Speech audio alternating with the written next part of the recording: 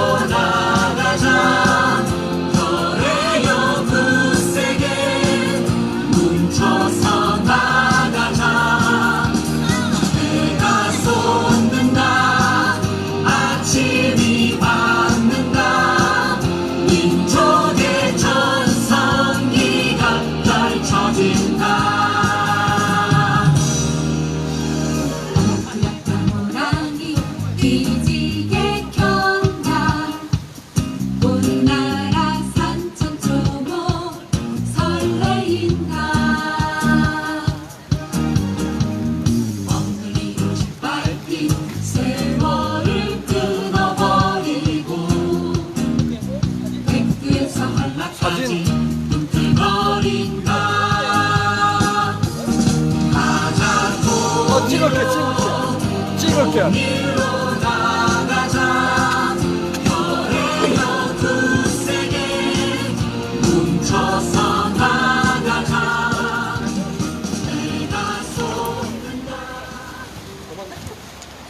안녕하십니까? 예. 모처럼 뭐 장마라해서 비가 안 오더니만 오늘 또 우리 집회하는데 비가 아침부터 오후부터 계속 오는 것 같아요. 근데 한편으로는 좀 비가 오는 게 반갑기도 합니다. 왜냐하면 촌에 가보니까 많이 가물다고 그러더라고요. 맞죠? 예. 비가 참 반가운데 또 우리 집회 저녁에 이제 집회를 하려고 이제 생각하니까 우리 어른분들도 이 비를 맞는 가운데 집회해야 된다 하니까 우리 집회 시간에만 좀 비가 멎었으면 좋겠다 이런 또 마음도 가져봅니다. 어쨌든 간에 오랜만에 오는 비는 비라서 우리 농사 짓는 우리 촛불 시민들에게는 참 반가운 비인 것 같습니다. 소성리 가다가도 보니까 소성리 모세도 보니까 물이 그냥 바닥을 드러낼 정도로 말랐더라고요. 그렇죠? 어쨌든 이 비가 우리 농사에 많은 도움이 됐으면 하는 그런 비가 됐으면 좋겠다는 생각을 가지고 옵니다. 어쨌든 또 오늘 내일까지 또 비가 온다는데 혹시라도 피해 없도록 주변을 또 잘 살펴보시면 좋을 것 같습니다. 오늘 비가 오는 가운데 또 이렇게 광장에 함께 해주신 시민 여러분 감사드립니다. 787회차 사드 배치 열사반대 김천시민 촛불 집회를 오늘은 우리 일어서서 우리 해야 되는데 오늘 비가 오는데 자리가 일어섰다 앉기가 상당히 좀 불편한 것 같은데 그래도 좀 일어설 수 있으면 좀 일어섰으면 좋겠습니다. 일어서서 예, 다 함께 일어서셔서 묵념하겠습니다. 이 땅의 평화를 위해서 활동하시다가 먼저 가신 우리 가까이 있는 조용삼 열사님, 조현철님 이런 분들 우리 평화를 위해서 힘쓰시다가 먼저 산에 가신 모든 분들을 위한 묵념을 먼저 드리도록 하겠습니다. 일동 묵념.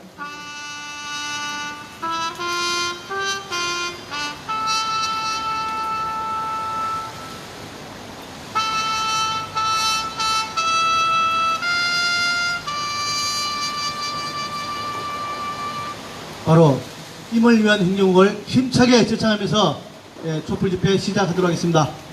평화운동 사주빼라!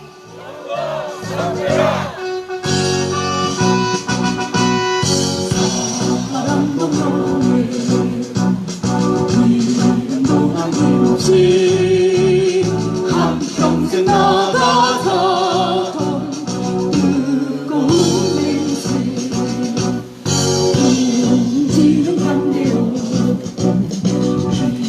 빨간 남겨 새 말이 올 때까지 흔들리지 말자 세월을 흘러가도 상처는 안다 깨어나서 외치는 뜨거운 함성 아파서 나가니 상자여 따르라 없어서 나가니 산자여 따르라 사드 뽑고 평화 심자! 예, 자리에 앉아 주십시오.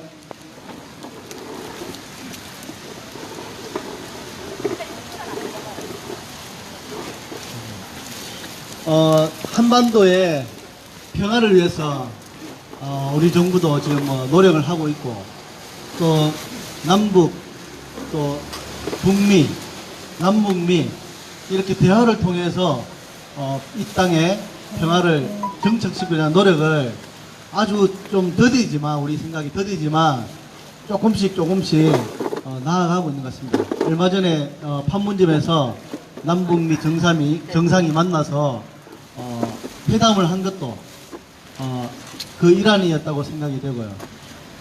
그 와중에 우리 가까이에 있는 일본이 패싱 당한다고 생각을 했는지 모든 언론에서 보면 일본이 지금 우리나라 위안부 합의 그리고 징용공 대법원 판결 여기에 대해서 보복으로 수출 규제를 해가지고 우리나라에 어려움을 주고 또 이 정부를 무너뜨려야지 자기들한테 좋을 것 같다 이런 생각을 가지고 있다는 기사들이 쏟아지고 있습니다.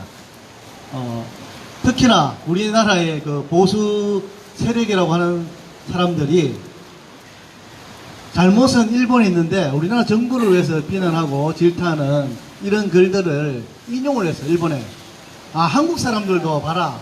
한국 정부가 잘못하고 있다. 이렇게 일본 사람들한테 이렇게 홍보와 선전하고 있습니다. 그래서 일본 국민들은 일본 아베가 하는 게 맞구나. 한국 사람들도 한국 정부가 지금 잘못하고 있구나. 이런 인식을 심어줄 수 있는 그런 홍보를 계속 하고 있다고 그러더라고요. 저는 그 기사를 보면서 저는 속으로 그 기사도 일부 동의가 되지만 또 한편으로는 우리나라 과거에 6.25 전쟁 때에 일본이 2차 대전 패전 후에 한국 전쟁을 통해서 막대한 부를 축적했습니다. 그리고 이제 남북이 화해 무드가 되고 남북 경제 협력으로 이어지고 경제 발전이 이어질 때 아마 숟가락 하나 얻고 싶은 마음이 간절했는데 깨지를 못하고 있으니까 해방을 얻는 것 같은 그런 느낌도 들더라고요. 네.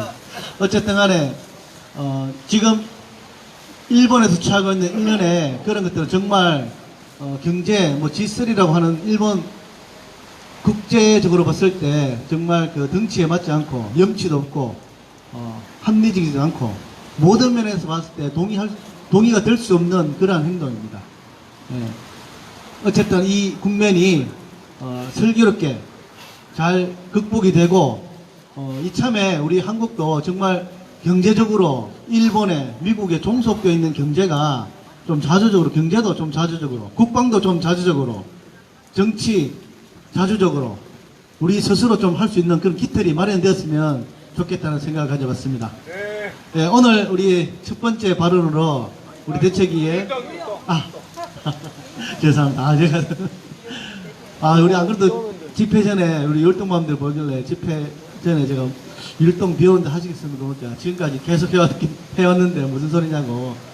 비가 오는데도 우리 율동맘들이 우리 시민들과 함께 힘을 내서 율동을 준비했습니다. 우리 율동맘 앞으로 모시겠습니다.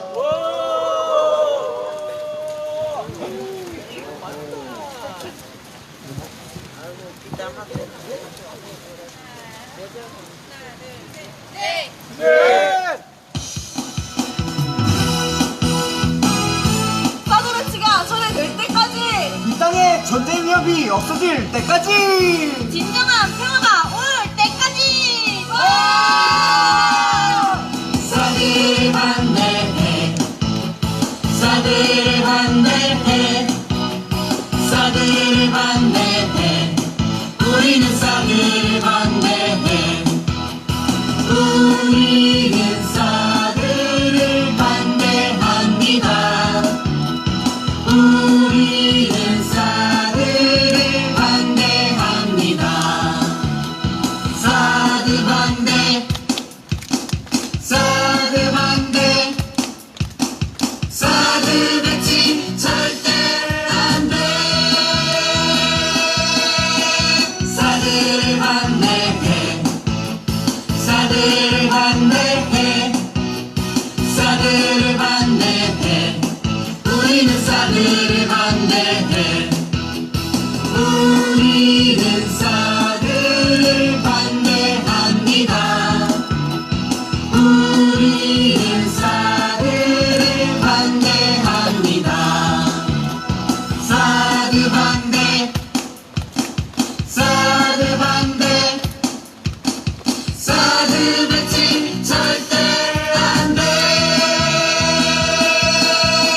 사드를 반대해 사드를 반대해 사드를 반대해 우리는 사드를 반대해 사드를 반대해 사드를 반대해 사드를 반대해 우리는 사드를 반대해 사드 반대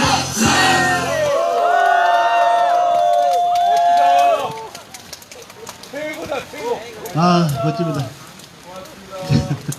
우리 율동맘들 보니까 제가 저기서 여기까지 놀 때 비 안 맞으러 뛰어나는데 좀 부끄럽습니다. 비 좀 맞아도 되는데 예, 우리 수고해주신 율동맘께 다시 한번 큰 박수 부탁드리겠습니다.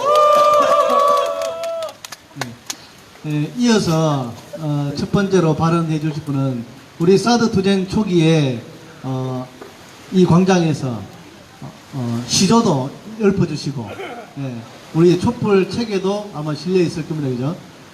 원래 이게 이제 창작 작업을 많이 하시는데 요즘에 좀 많이 시를 쓰셨나 모르겠습니다. 시조를. 유선철 자문위원님 앞으로 모시고 힘찬 발언 듣도록 하겠습니다.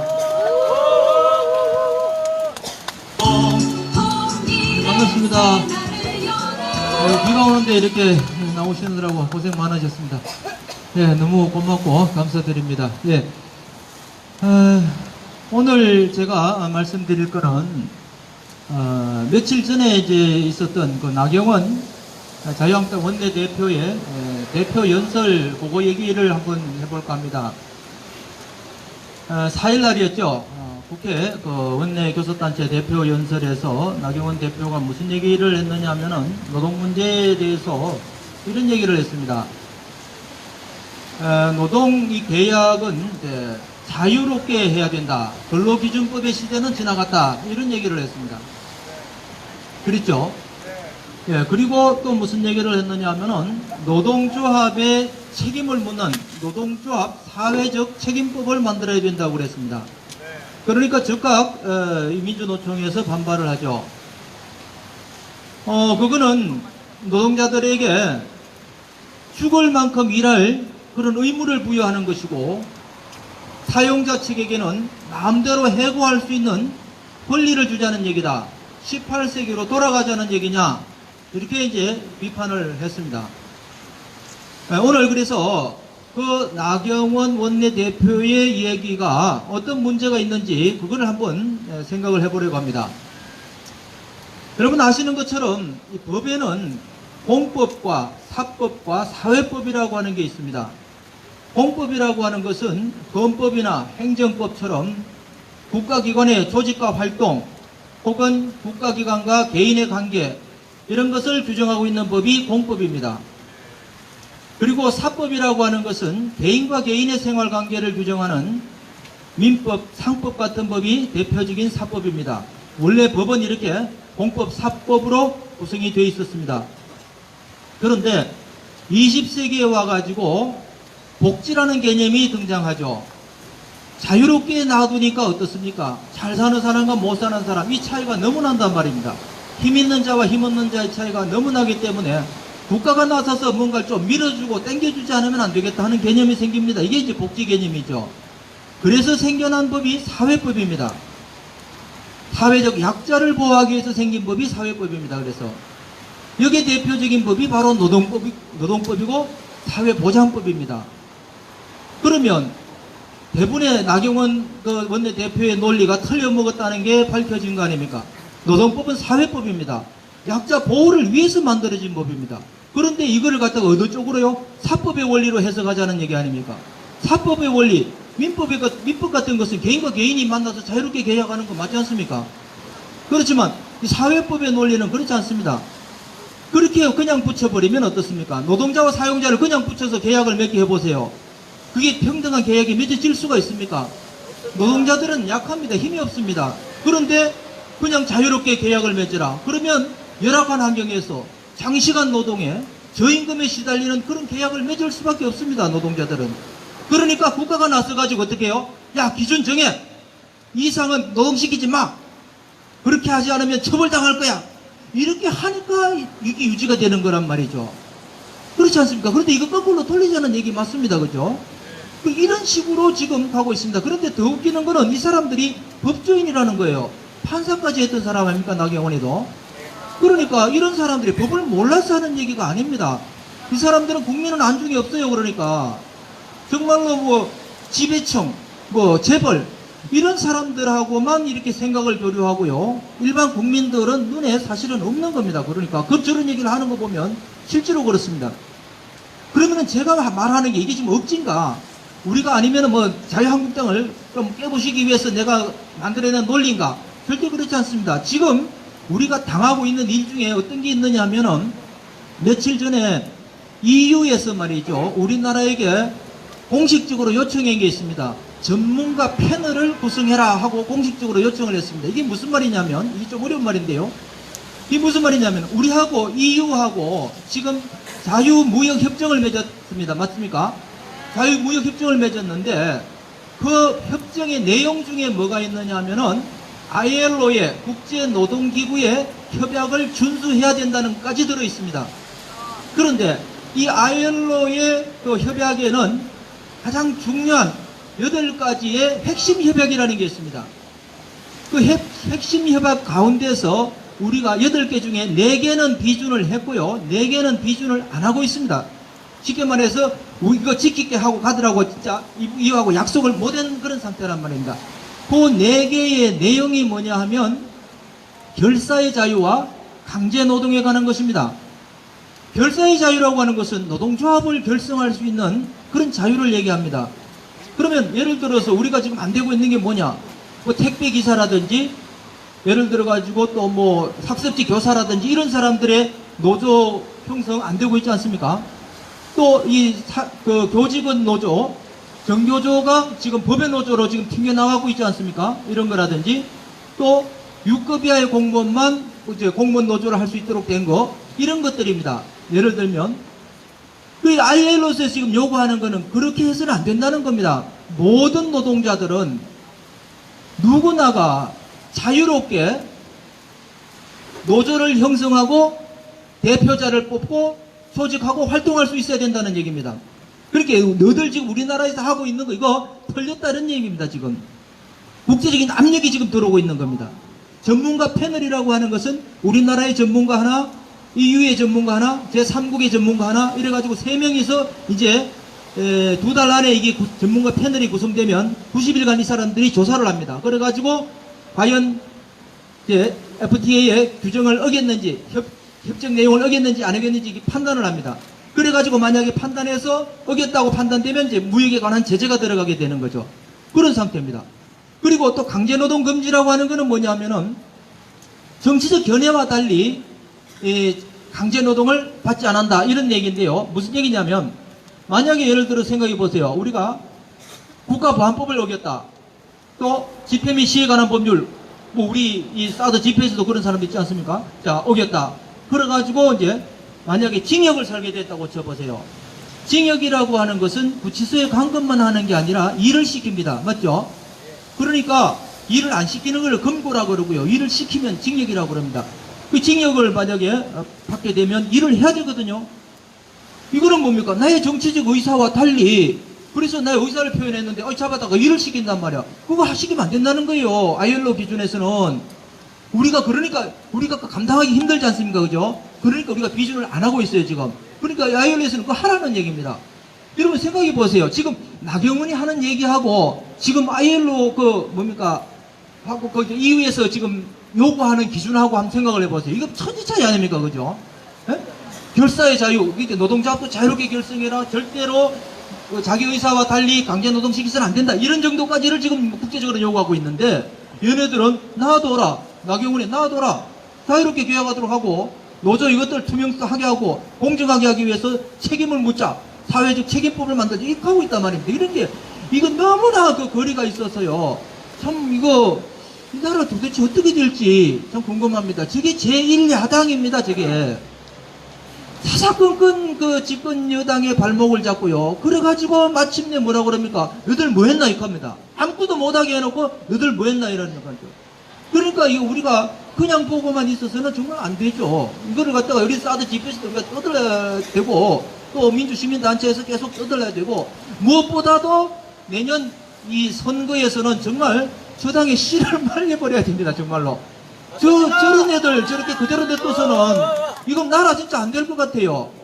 이래가지고 사드 못 물리칩니다. 쟤들 없애버려야 돼요. 저것들.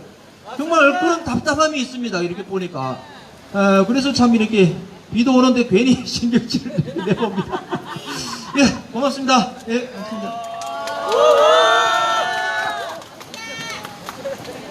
씨를 말려버려야 되는 거 예, 맞습니다. 감사합니다. 역시 우리 선생님이 사회 과목 담당이셨죠. 전공이셨죠. 저는 전공 과목을 살려셔가지고 우리 시민들이 정말 이해하기 쉽게끔 설명해 주신 것 같습니다.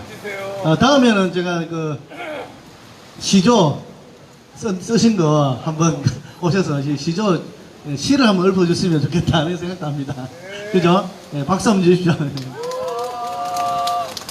정말 전에 과거에 그 미국의 오바마 대통령 때에 미국에 보면 그 미식축구 우승하고 하면 이렇게 백악관으로 초청하잖아요. 그죠? 뭐 골프 선수도 보니까 US 오픈 같은데 우승하니까 백악관 초청해서 하던데 그 미식축구에 우승하고 MVP 받은 선수가 백악관 갔을 때 그 오바마가 했습니다. 그 당시에 선수 그 미식축구 1년에 수백억, 수천억 받는 연봉을 받는 그 사람들도 노동조합 조합원이에요. 선수 노조가 있습니다.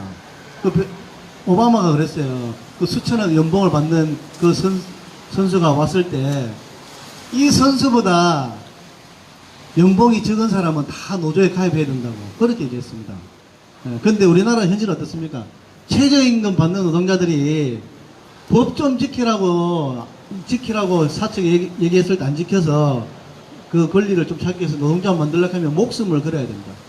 지금도 서울에 노동조합 만들려다가 탄압을 받고 했던 그 삼성의 노동자가 높은 철탑에 올라서 삼성에게 이정 그룹에게 얘기를 하고 있습니다. 탄압했는 거 사죄하고 국가에서 처벌하도록. 대한민국의 참 노동 여건이 경제 성장에 따라가지 못하는 것에 좀 안타까운데 우리 선재 선생님께서 잘 설명해 주신 것 같습니다. 다음에는 오늘 혹시 소승리 낮에 135차 수요 집회가 있었습니다. 우리 김천 시민들도 함께 좀 참여를 했는데 우리가 지금 농사철이다 보니까 많은 분들이 참여를 못해 오늘 이제 비가 와서 그런지 많이 참여를 했다고 하더라고요. 우리 소승리의 강현욱 교무님 앞으로 모시고 주간 소승리 소식 듣도록 하겠습니다. 큰 박수로 모시겠습니다.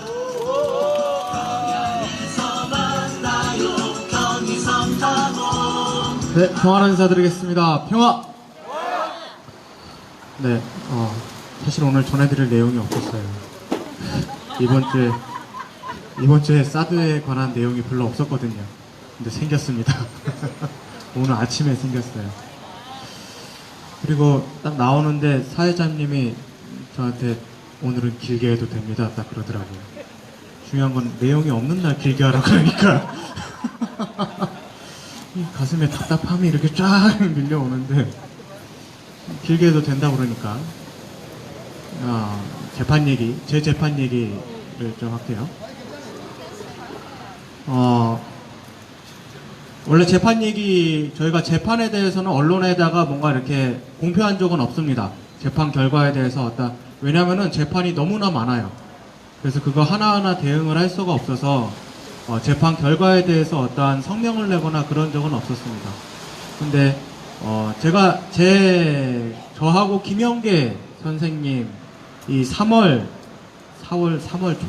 말쯤인가 그때 한참 처음에 그 페이로더라는 장비가 들어갈 때였어요.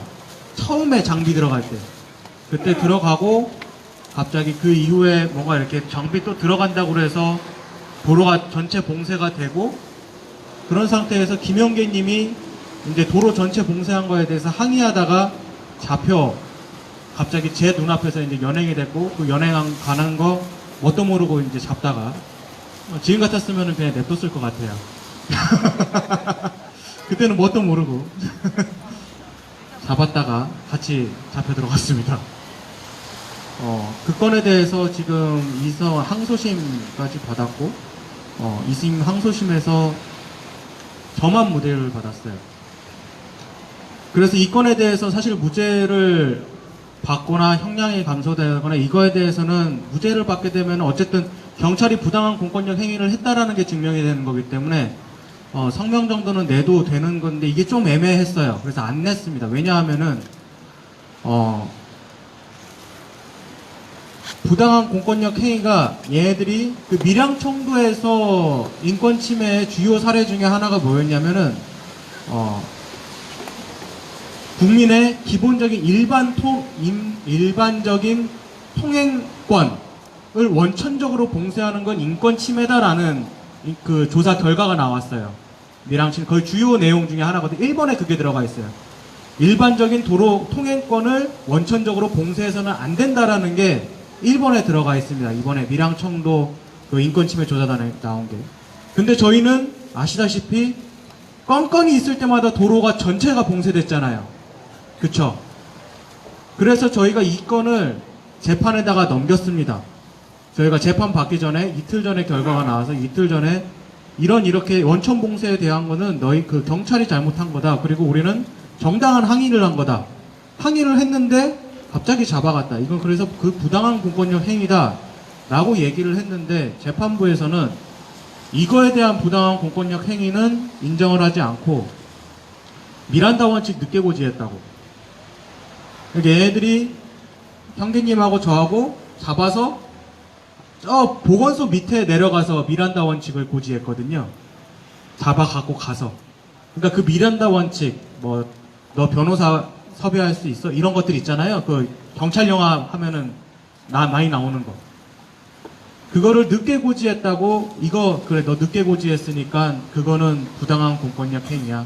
그거는 그러니까 부당한 공권력 행위에 맞선 건 정당방위야. 이렇게 나온 거예요. 그러니까 이상하죠. 이상한 거죠. 근본적인 부당행위에 대해서는 눈 감고 이상은 잡다한 거 갖고서 무죄를 내서 사실 이 건에 대해서는 입장을 내지 않았습니다. 그리고 검찰은 항소를 했어요. 저에 대해서. 일단 뭐 검찰 항소 대법원 가게 되는데 이 얘기를 하게 된 이유는 저희는 기사를 내지 않았는데 기사가 나왔어요. 그리고 이 기사의 방점은 무죄의 방점이 있는 게 아니고 제가 25살로 나왔습니다. 예, 기자가 눈이 있는 거죠. 그렇죠? 이 얘기하려고 길게 했어요. 예, 어쨌든 지금 현재 밀양청도에서 나온 그 이번에 인권 침해 조사 결과는 저희에게 아주 유의미한 결과입니다. 그 소송리에서도 있었던 여러 가지 주민 사찰이라든지 그리고 도로 원천 봉쇄라든지 그리고 최근에 한 사실인데 밀양청도에서 주민들의 가까운 경찰들이 그러니까 외부에 있는데 그 주민들에게 가까운 뭐 친인척 중에 경찰 있을 거 아니에요. 그런 경찰들을 파견시켜갖고 그 주민들을 회유 협박한 내용들이 있어요. 근데 그 건이 성주에서도 있었습니다. 저희도 최근에 알았어요. 원불교에도 원불교 교도 중에 대령이죠. 중령인가요? 대령이죠. 뜬금없이 대령 원불교 교도 독실한 교도 한 명이 계세요. 그분이 내려와서 저희들을 자꾸 만나려고 했던 그런 시기가 있었습니다. 이것도 다 회유 협박까지는 아니죠. 회유의 부당한 회유 행위에 들어가거든요. 그러니까 저희에게 굉장히 유의미한 것들이에요. 그리고 앞으로 우리의 투쟁 행위에 아주 유의미하게 될 것이고, 그리고 앞으로의 재판들에 아마 적용은 되긴 힘들 겁니다. 저도 적용이 안 됐고 앞으로 남으신 분들 재판에 분명 재판장들은 적용을 하진 않을 거예요. 하지만 경찰의 행위에는 분명히 심각한 제약이 들어갈 겁니다. 그리고 혹시 여기 김천 대책위에서도 이 내용들을 한번 브리핑을 제가 뒤에 있으면 제가 한번 해드리고, 왜냐면은 투쟁이 있을 때 이 건에 대해서 계속 우리를 압박하는 경찰에 대해서 주지시키면서 우리도 경찰을 압박을 해야 되거든요. 그래서 우리가 함께 공유하고 있었으면 좋겠습니다. 이상이고요. 두 번째는 오늘 아침에 갑자기 제가 얘기할 거리가 하나 생겼어요. 저희가 국유재산 특례 제한법이라는 게 있습니다. 우리가 있는 건 아니죠. 국가에 있습니다. 국가의 국유재산 특례 제한법이라는 게 있는데 그게 무슨 말이냐면은 국유재산을, 그러니까 국가 재산을 좀 부정한 정권들이 자꾸 자기 마음대로 공짜로 누구한테 줘요. 아니면 할인해서 주거나 자기 마음대로 자기 이권 챙기려고 자기 마음대로 자꾸 딱 다른 나라한테 공짜로 주고, 대표적인 게 미국이죠. 얘네들 자꾸 나라 땅을 공짜로 주고 뭐 세금 감면해주고 막 이래요. 이러니까 자꾸 그렇게 니네 마음대로 하지 마라 라고 해서 법이 생긴 게 국유재산을 특례 주는 것, 특별한 예우를 해주는 걸 제한하겠다 라고 하는 게 국유재산 특례 제한법입니다. 근데 그 대표적인 사례 중에 하나가 사드 기지입니다. 사드 기지는 한국 땅을 미국한테 공짜로 준 거예요. 그쵸? 국유재산을 준 거잖아요. 특별한 혜택을 준 거죠. 근데 국유재산 특례 제한법에는 이거는 특례를 줘야 한다라고 하는 내역이 딱 있어요. 딱 그 사건이 들어가 있어요. 뭐는 특례 줘도 된다, 뭐는 특례 줘도 된다, 뭐는 특례 줘도 된다. 명확하게 문구가 들어가 있어요. 근데 거기에 사드는 없어요. 특례를 줄 수가 없는 내용인 겁니다. 그래서 우리가 제소를 했죠. 야, 이거 국유재산 특례 제한법에 걸려 라고 제소를 해서 오늘 공판 날짜였어요. 근데 우리가 기획재정부, 청와대 기획재정부에 물어놓은 게 있었어요. 기획재정부에서 이 국유재산 특례 제한을 특례를 주는 데인데, 야, 이거 국유재산 특례 제한법에 너희 왜 줬어? 이거 왜 해줬어? 라고 물어봤습니다. 근데 그 대답이 지금까지 안 왔어요. 그래서 오늘 원래 재판도 못 받는 거였는데 오늘 아침에 갑자기 기획재정부에서 답변을 줬네? 오늘 재판인데? 아니, 오늘 재판인데 오늘 아침에 답변 주면 변호사들이 이거 어떻게 검토합니까? 그쵸? 뭔가 있는 것 같죠? 줬어요, 그래서. 근데 줬으면 이렇게 좀 답변을 좀 잘 줬으면 몰라요. 근데 아무리 읽어봐도 이건 이해를 할 수가 없습니다. 분명 한글인데 이해를 할 수가 없어요. 한번 들어보세요. 사드 부지 공여는 국유재산 특례 제한법 적용 대상이 아니다. 이건 이해하시겠죠? 그러니까 국유재산 특례 제한법 제한 대상이냐라고 물어봤으니까 아니다라고 대답한 겁니다. 여기까지는 다 이해할 수 있습니다. 이 다음부터는 절대 이해를 할 수가 없습니다. 국유재산 특례 제한법은 국가 외의 자에 대한 사용 허가를 규율하는 것이다. 이 말이 좀 어려운데 어쨌든 국유재산 특례 제한법이라는 것은 국가 외의 자, 국가의 뭐 국민이거나 우리나라 사람 아닌 사람들한테 어떤 우리나라의 물건을, 재산을 사용 권한을 주는 거야. 이거 너 써? 하는 사용 권한을 주는 행위를 할 때 규율을 둔다라는 제한인 거예요. 이 정의는 맞는 거죠. 근데 이 다음이 웃깁니다. 그런데 공여는 여기 우리 부지 공여를 한 거잖아요. 사드 부지를 공여해 준 거잖아요. 그럼 공여에 대한 정의는 뭐냐? 공여는 국가가 행정 재산을 사용하는 행위다. 그러니까 공여라고 하는 것은 국가가 자기 재산을, 자기 행정 재산을 사용하는 행위라는 거예요. 뭔가 이상하죠? 여기까지 뭐 이해를 할 수가 있습니다. 그런데 사드 부지는 그 취득 및 사용에 대한 권한이 국방부 장관에게 위임된 행정 재산으로서 국가는 사드 부지를 대한민국 방위력 유지에 필요한 미군의 주둔을 위해 사용하는 것. 따라서 국방부가 사드 배치를 위해 그 부지를 미군에게 공여한 행위는 국유재산 특례 제한법에 위배되지 않는 것으로 판단됩니다. 이상하죠? 이상하죠? 여기서 얘네들이 이제 근거는 뭐냐면은 공여라고 하는 행위는 타국한테 사용 권한을 주는 행위가 아니라는 겁니다. 근데 사실 공여라는 행위 자체가 나 이외에 누군가한테 이거 써라고 하고 주는 행위잖아요. 근데 이 행위하고 국가 이외에 저한테 사용 권한을 주는 행위하고 다른 거다라고 이야기를 하는 거예요. 이거 아무리 설명해도 도대체 뭔 말이야 하는데 원래 이 말 자체가 말이 안 되는 말이니까 이걸 이해할 수가 없는 거예요. 같은 말인데 다른 거다라고 얘기를 하니까 지금 말이 안 되는 겁니다. 근데 이러한 답변을 기획재정부에서 낸 거예요.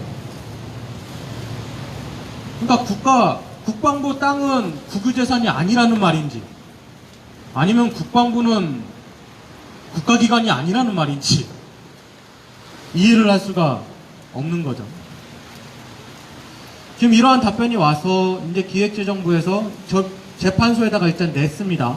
이 답변을. 그래서 오늘 재판 공판을 했고 오늘 끝날 줄 알았는데 재판이 좀 더 길어질 것 같습니다. 그래서 아직 재판이 언제 나올지는 모르겠는데 사실 이 답변 자체가 기획재정부로서는 큰 헛발질이다. 큰 헛발질이다. 라고 우리는 판단을 하고 있습니다. 그래서 이 건에 대해서 지금 오늘 나왔기 때문에 이 건을 가지고서 우리가 어떻게 대응할지 다음 공판일은 9월 20일입니다. 9월 20일이면은 우리가 추가 배치된 지 2년 되는 날 지나서죠. 9월 7일. 9월 7일날 우리가 큰 집회를 준비를 하고 있거든요. 그 집회 다음에 있기 때문에 그 중간에 우리가 뭔가 이렇게 좀 그냥 넘어가진 않을 겁니다. 이 건을 가지고서. 예. 그래서 어떠한 뭐 이렇게 행동 이야기들이 나올 때마다 이야기를 해드리겠습니다. 예, 이상 마치겠습니다. 길게 했죠? 예. 만족하셨나요? 아, 역시 젊어서 그죠. 25살 우리 아이돌이 이제 바뀌어야 될 것 같아요. 이제 김영재 팀장에서 우리 강연호 교문으로 아이돌이 바뀌어야 될 것 같습니다. 재판 과정과 또 우리 강현우 교무님 개인의 그 재판 결과 나온 거에 대해서 소상히 또 알려드렸습니다. 우리 김천 시민분들 중에서도 과거에 재판을 받고 부당하게 우리가 또 벌금도 받고 했는 부분들이 많이 있습니다. 집회에서 일일이 다 금연을 했지만 어쨌든 우리 평화광장에서 우리가 집회를 하고 부당하게 들어온 사드를 막기 위해서 노력하다가 우리 피해를 입은 시민들이 많이 계신데 어쨌든 간에 저희들이 그런데 그분들이 거기에 대해서 절대 뭐 굴하거나 이런 건 없더라고요. 당당히 뭐 대응을 하고 벌금 나도 당당히 내겠다고 그렇게 말씀해 주셔서 네, 고맙습니다. 그리고 혹시 이제 이달 말경 7월 27일 무슨 날인지 아십니까? 7월 27일. 네. 7월 27일이 정전협정을 맺은 날이라고 합니다. 올해가 66주년이라고 하는데 한반도의 비핵화와 평화 실현이 동시에 이루어지기를 우리가 또 바라면서 북미가 싱가포르에서 맺었던 서로 간의 신뢰관계를 맺었던 그거를 성명을 이행하라 또 주장을 하고 또 우리가 남북 간에 북미 간에 대화를 재개하고 종전으로 가고 결국에는 평화협정까지 맺을 수 있도록 저희 목소리를 힘차게 내기 위해서 서울에서 또 진행을 합니다. 7월 27일 오후 3시에 서울시청과 미대사관 둘레 평양지 서울시청에서는 우리 평화 홀씨 마당이 이어지겠고요. 그리고 그 이후에 미대사관 둘레 평화 행진을 합니다. 오늘부터 우리가 그 뒤에 안내 천막에서 신청을 받고 있습니다. 소성리와 함께 버스로 상경할 예정이니까 혹시 짬이 나시는 대로 좀 시간을 내셔서 많이 동참해 주시면 좋겠습니다. 예. 이번에는 우리 소성리 지킴이 작은 거의 누구신지 아시겠죠? 예, 우리 백창원 목사님 앞으로 모시고 힘찬 발언 듣도록 하겠습니다. 큰 박수로 모시겠습니다. 안녕하세요. 예, 백창옥입니다. 지지난주 소송리 토요문화제에서 우리 박수규 대변인이 사회를 봤는데 저는 이제 교회에서 설교 준비하면서 동영상으로 봤는데 박수규 대변인의 발언이 아주 저에게 공명을 했습니다. 그 내용을 좀 여러분과 함께 나누고자 합니다. 무슨 얘기를 했냐면요. 1905년 을사조약 때부터 을사조약 하면서 이제 일본 군대가 완전히 한반도를 점령하거든요. 그때부터 이제 해방이 끝나면서는 또 이제 일제 군대가 어디로 바뀌었습니까? 미제 군대로 바뀌었잖아요. 그러니까 1905년부터 지금까지 100년도 훨씬 넘게 우리 민족은 외국 군대의 지배 아래 살았기 때문에 외국 군대 없이 자주적으로 주체적으로 살아본 경험이 한 번도 없기 때문에 그렇게 사는 게 뭔지를 잘 모른다는 거예요. 그렇죠? 계산해 보니까 그래요. 우리가 한 번도 1905년 을사조약 때부터 지금까지 외국 군대 지배 없이, 외국 군대 간섭 없이, 개입 없이 주체적으로, 독자적으로, 자주적으로 살아본 적이 단 한 하루도 없어요. 그렇기 때문에 자주적으로 산다는 게 뭔지 우리가 그 경험이 없다는 거예요. 정말 이건 가슴 아픈 일 아닙니까? 그러면서 하는 말이, 우리 후손이라도, 우리까지는 그렇다고 치더라도 우리 후손이라도 외국 군대 없는 자주적인 나라에서 살도록 해야 되지 않겠느냐? 맞습니다. 그렇지 않습니까? 예, 이거는 우리의 정말로 제1 소명입니다. 우리까지는 그랬다고 치더라도 우리 후손들은 외국 군대의 지배 없이 주체적으로, 자주적으로 살게 해야 합니다. 여기에 무슨 이론, 다른 이론이 필요합니까? 그죠? 두 번째 제 공명을 올린 말은, 여러분, 미군 기지가 어디 딱 자리를 잡잖아요. 어디든 미군 기지가 자리 잡는 데서 나타나는 두 가지 특징이 있는데, 하나가 뭐냐면 새끼를 칩니다. 예를 들면요, 처음에는 간신히 미군 기지가 이제 어디에 이게 털을 잡잖아요. 그러니까 이제 세월이 흐르면서 이 미군 기지가 점점 털을 넓혀요. 땅을 넓혀요. 그 옆에 있는 그 농민의 땅, 우리 국민의 땅을 다 강제 수용해가지고 땅을 넓힌다고요. 그 예가 얼마나 많은데요. 군산의 공군기지가 그러고 있습니다. 점점 그 전투기가 뜨고 나르는 소음 때문에라도 사람들이 살기 힘들어서 나가고, 그 다음에 이놈들이 필요해갖고 그 모든 법과 제도가 자기들 편에 되어 있으니까 그 인근 주민들을 다 그냥 멀리 쫓아버리고, 그렇게 땅이 넓어집니다. 제주 해군기지가 처음에는 이 해군기지만 짓는다고 온 난리를 폈는데 지금은 어떻게 돼요? 뭐 하고 있어요? 제2공항을 짓는다고 하는데 이 속셈이 뭡니까?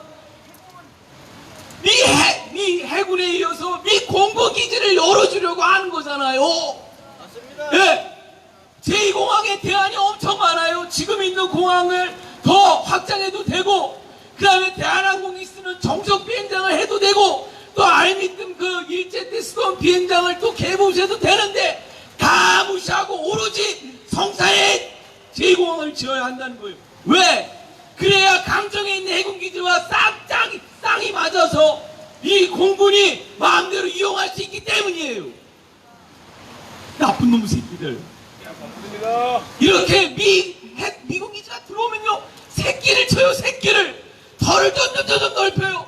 그 털에 원래 살고 있던 우리 선조들, 우리 후손들이 살 땅이 없어집니다. 이걸 우리가 언제까지 감수해야 해요? 우리가 이걸 언제까지 뭐 그러려니, 그렇게 됐다 이렇게 넘어가야 돼요? 예, 말아야 합니다. 더 이상 늘어나지 못하게 해야 되지 않겠어요? 맞습니다. 이게 하나예요. 첫 번째 특징, 새끼 친다. 자, 새끼 친 다음에 어떻게 하겠어요? 두 번째 특징은 사고를 칩니다. 미군 기지가 딱 어디 털을 잡으면 새끼를 치고, 그 새끼 친 다음에는 이놈의 새끼들이 사고를 쳐요.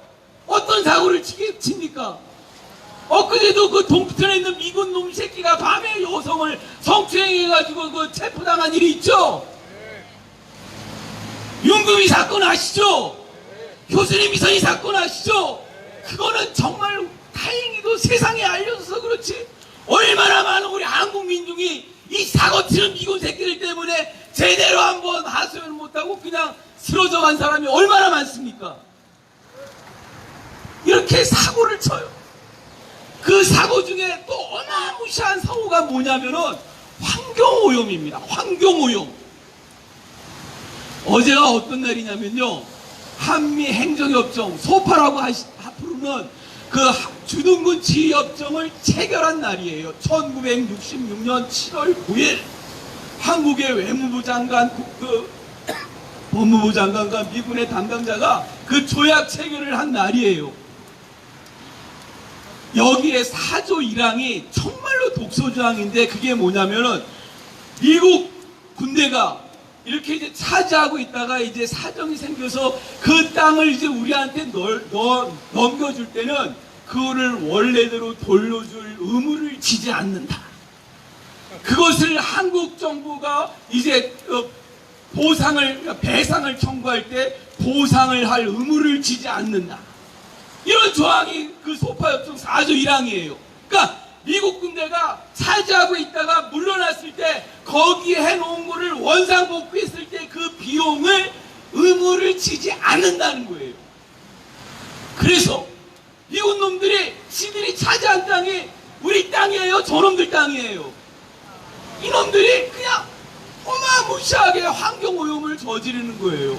그래서 어제 서울에 그 녹사평역이라고 있습니다. 그 녹사평은 그 용산기지를 바로 이제 마주하고 있는 역인데 2001년에 녹사평역 건설하려고 땅을 파는데 거기서 그냥 기름이 펄펄펄 나오는 거예요.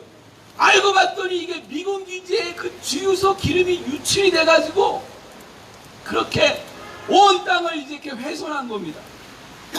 그때부터 지금까지 19년 동안 서울시가 그 땅을 환경 정화하려고 수백억의 돈이 들어갔어요. 그런데 녹사평에 그 기름 유출된 거 정화하면 무슨 소용이 있어요? 근본적인 대책이 뭐예요? 그 용산기지 안에 있는 그 기름 되는 그 근본을 막아야 되는 거잖아요. 근데 그거는 손을 못 대는, 건드리지를 못해요. 이런들은 계속 기름을 유출되는데 거기에 그 암을 유발하는 물질인 벤젠이 무려 기준치의 1800배가 검출이 됐다는 거야. 이거 어떻게 해요, 이거? 근데 이게 용산 기지만의 문제가 아니에요. 부산의 하야리아 부대도 그렇고 춘천의 어느 부대도 그렇고 하여튼 이놈들이 있다가 나간 땅은 너무나 환경오염이 심해서 이거를 정화하려니 배보다 배꼽이 커서 이 땅을 인수해야 할지 안 할지 골머리를 썩어요. 한국 정부가, 지자체가. 그래서 어제 녹사평역에서 그 불평등한 소파 개정 촉구 및 환경 정화 비용 청구하는 집회를 했어요. 그게 1966년도니까 지금 53년이 지난 거잖아요. 무려 반세기가 지났으니 그 조항에도 한쪽에 요구하면 법정을 개정해야 된다는 항목이 있어요. 문제가 뭐예요? 이 4대 맹점주의에 쩔어있는 이 한국의 관료들이 이 주체적인 이런 의식을 발휘하지 못하고 그냥 미국이 그냥 하라는 대로만 예예 고분고분 그냥 따라만 다니고 한 번도 독자적인 소리를 강단 있게 하지 못하니까 미국 놈이 이 땅을 천하의 호구로 보는 거잖아요. 정말 화납니다. 그러니 우리가 이런 5만 가지 미국의 폐악질을 알고 있는 이상 여기 들어온 사들을 우리가 그냥 놔두면 되겠어요? 예. 74년 동안 미국 놈 새끼들이 지 마음대로 해온 이 잘못된 관행을 이제는 막고 뿌리 뽑아야 하지 않겠습니까? 그래서 우리 후손이라도 자주적인 나라에 살게 하는 그런 전환점을 이루어야 하지 않겠습니까? 우리는 정말 대단한 독립운동을 하는 거고 자주 주권운동을 하는 거라고 믿습니다. 그러니까 이렇게 비가 오는 날에도 조금 더 우리가 망설임 없이 이렇게 자리를 지키는 거죠. 이 수고와 노력이 헛되지 아니하도록 우리가 원하는 결실을 맺도록 그날을 기쁘게 맞이하도록 끝까지 함께 갑시다. 투쟁!